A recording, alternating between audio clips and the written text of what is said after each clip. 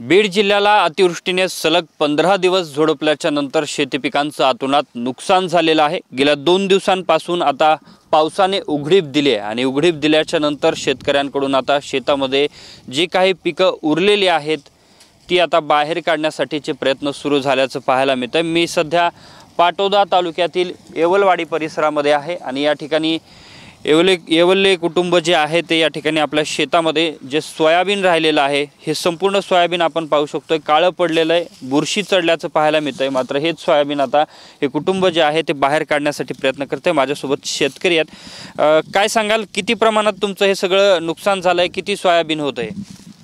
2-3 acre होता ते नुकसान झाले। आणखी इतर पिकं होते का तुमच्या शेतात आणि ते खराब झालेत का?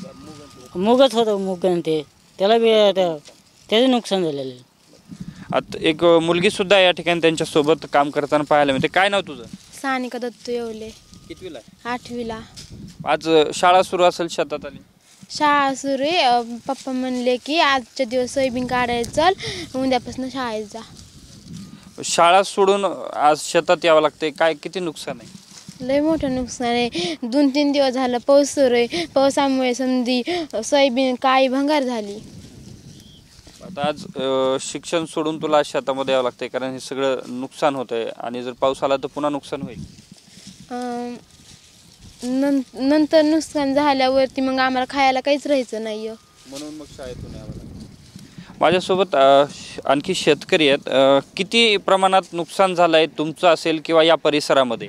ह्या परिसरामध्ये जवळजवळ 80 ते 90% नुकसान शेतकऱ्याचं झाले आणि पूर्ण सोयाबीन खालून उगले पावसाअभावी। हे जे काही तुम्ही आता सोयाबीन काढताय ह्याला बुरशी चढल्याचं दिसतंय, किती टक्के हे सोयाबीन उरलंय तुम्ही आता शेतातून बाहेर काढायला लागला? सोयाबीन किती 20% उरलं यातलं, ह्याच्यामध्ये काही सुद्धा नाही, आता सगळी पापडी पडली।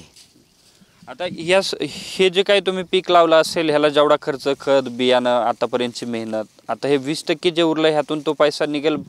नाही निघत, परत आम्हाला सावकारकडून कर्ज घ्यावं लागेल आणि नंतर परत फिरणी करावं लागेल।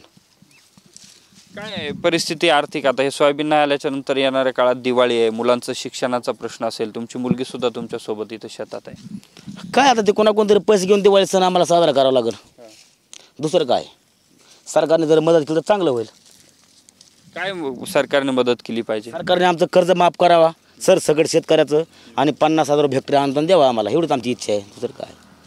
काय परिस्थिती कुटुंबाची? आता किराणा उधार घेत असाल तुम्ही, वर्षभराचं नियोजन ह्या पिकावरती असतं तुम्ही? आज पूर्ण पिकावरती असतं, पण आता सध्या आता कोणाकोणतरी पैसे बघून उसण्यावारी सण साजरा, कपडे, शालेय शिक्षण हे ते लेकराचं बघावं लागते सारं।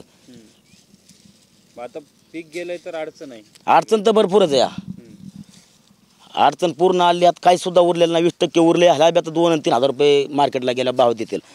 आणि कांद्यात बी पूर्ण पाणी साचले आणि कांदा खालून सडलाय। किती एकर शेत आहे तुमचं? काय काय पिकाचं किती नुकसान आहे? आम्हाला 10 एकर शेती, आम्ही दोघं भाऊ, 5-5 एकर शेती आम्हाला दोघा जणाला आहे आणि आमचं जवळजवळ पूर्णच नुकसान झालेलं आहे, 100% नुकसान झालेले।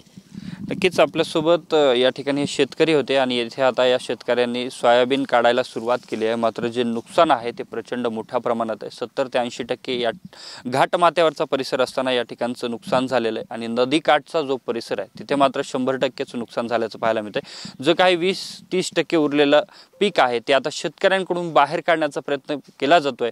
थोडका का होईना पैसा यामधून मिळेल यासाठी हा शेतकऱ्यांचा खटाटोप सुरू असल्याचं सध्या शेतामध्ये पाहायला मिळते। कॅमेरामन अमित आडेसह मी अशोक काळकुटे, TV9 मराठी, पाटोदा, बीड।